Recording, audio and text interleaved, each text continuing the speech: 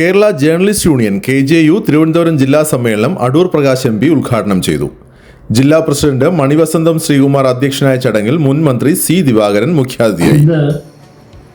Kerala journalist union നിങ്ങൾ ഇവിടെ ഒത്തുചേരുമ്പോൾ നിങ്ങളുടെ നിരവധി പ്രശ്നങ്ങളെക്കുറിച്ച്, നിങ്ങളുടെ ആവശ്യങ്ങളെക്കുറിച്ചൊക്കെ സ്വാഗത പ്രാസംഗികനും മറ്റും ഇവിടെ സൂചിപ്പിക്കുകയുണ്ടായി. അത്തരം ആവശ്യങ്ങൾ നിറവേറ്റിയെടുക്കുവാനും നേടിയെടുക്കുവാനും വേണ്ടിയുള്ള ശക്തമായ പ്രവർത്തനങ്ങൾക്ക് നേതൃത്വം കൊടുക്കുക എന്ന് പറയുന്നത് ഏറെ പ്രാധാന്യം.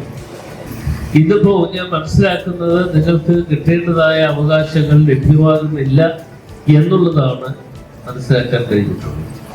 മാധ്യമങ്ങളിൽ പ്രവർത്തിക്കുന്ന ആളുകൾ എന്നുള്ള നിലയിൽ, അല്ലെങ്കിൽ ഈ നമ്മുടെ സോഷ്യൽ മീഡിയയിലൊക്കെ കടന്നു വരുന്ന ആളുകൾ എന്നുള്ള നിലയിൽ, എല്ലാ അർത്ഥത്തിലും നിങ്ങളെ പോലെയുള്ള ആളുകളുടെ പ്രവർത്തനങ്ങൾ ഞങ്ങളെ പോലെയുള്ള പൊതുപ്രവർത്തകർക്ക് ഗുണവും ചെയ്യും, അതുപോലെ തന്നെ മറ്റു കുടുംബങ്ങളുണ്ട്.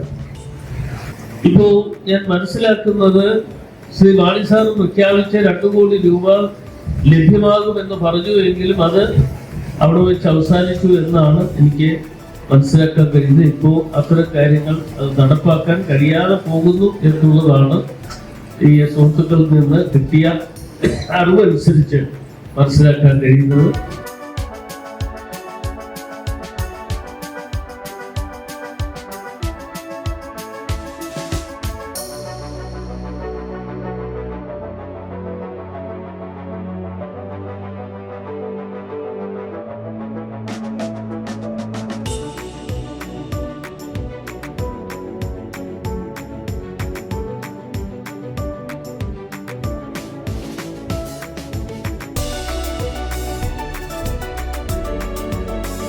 മാനേജ്മെന്റിന്റെ ഇംഗിതം അനുസരിച്ചല്ലാതെ സത്യാന്വേഷണം നടത്താൻ നിങ്ങൾക്ക് കഴിയും.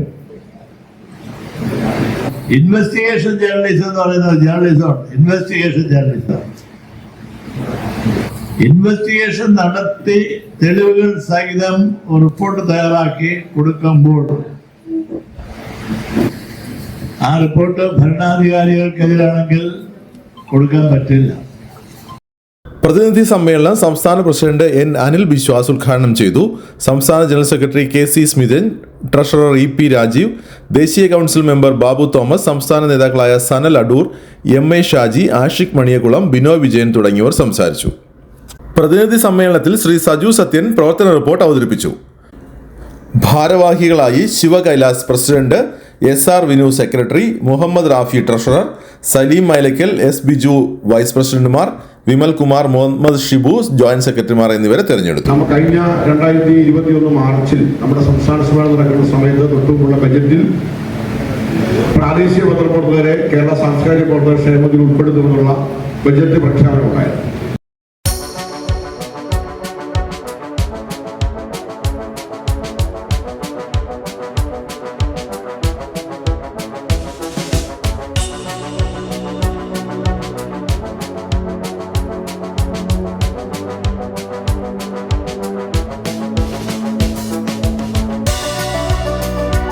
ഒറ്റ ദിവസം കൊണ്ടാണ് ലോകത്തിന് 50 ലക്ഷം കോടിയുടെ ഇടിവ് സംഭവിച്ചത്.